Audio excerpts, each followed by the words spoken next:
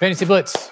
I'm Nick. We're going to talk about some players that you're not going to draft, but could possibly ruin your studs, your fantasy studs this year. I'm talking about players that are going to come off the top rope out of nowhere and steal yards, steal touchdowns, and steal your milkshake. When it comes to your fantasy football team, you got to watch out. If these players start to rise up, they will start to vulture your stats and your points from your starters. Let's get into it. We've got Michael Carter. Now look, Breece Hall can ball out, okay? It's going to be a new day at the Jets, and Breece Hall is going to be part of that.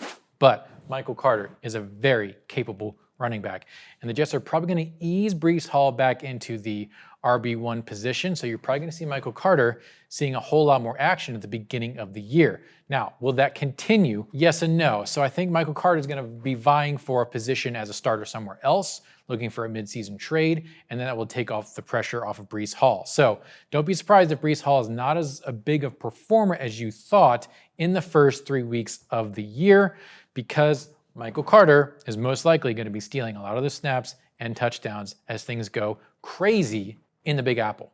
Or actually, is it New Jersey? Who the hell even knows these days? Another factor to keep in mind is when you have new guys like Michael Carter who are coming into their second or third year, their football IQ is rising, which means the game is slowing down, they're feeling more comfortable, and this is when they're at their most potent. So look at these second and third year guys, because they're probably going to do a number on your starters. Let's go ahead and check out number 2, who could possibly pee in the Cheerios of your team. But before we do, hit that like button, hit the subscribe button, go ahead and leave a comment below on who you think is going to spoil the most lineups this year. We appreciate it. We're a brand new channel here, Fantasy Blitz, giving you the fastest information so you can make the best decisions for your fantasy team. Let's get into it. Number 2, Gus Edwards. I like Gus Edwards. He's a good guy, but he's not as explosive as the other picks that we have here. He has that goal line ability to just steal touchdowns from people at any given time.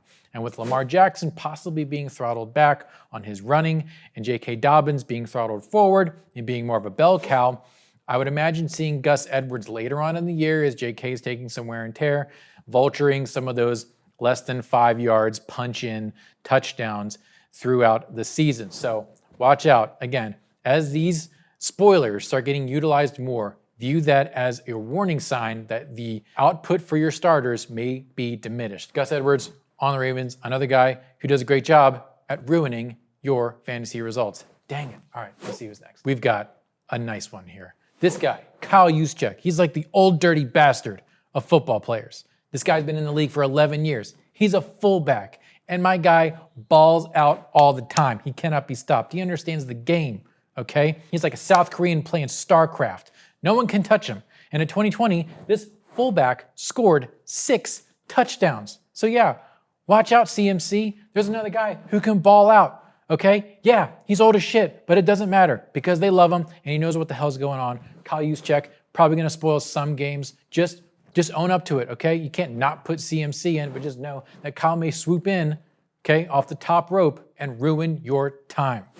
Okay, Atlanta, Tyler Algier. Look, we love him. The dude balled out over 1,000 rushing yards in his rookie season, but he's playing second fiddle to Bijan Robinson, brand new rookie. What the heck?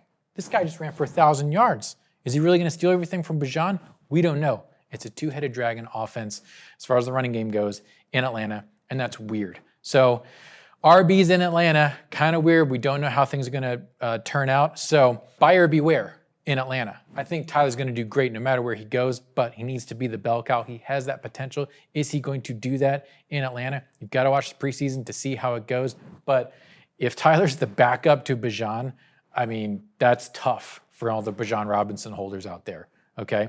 So keep him on your radar. You got to watch what's happening in Atlanta with Tyler. Okay, last but not least, D'Onta Foreman. This dude is a baller, okay? He's not a Panther anymore. He's on the Bears.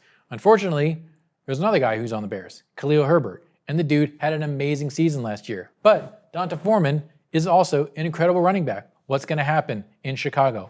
We don't know yet. D'Onta has that perception needed to make goal line touchdowns, and that's probably how he's going to ruin Khalil Herbert's numbers this year. Because look, Khalil had 700 yards, and he's vying for 1,000. And D'Onta wants as many of those yards and touchdowns as he can take from Khalil. The Bears are going to be a really interesting team to watch this year. They have a lot of weapons.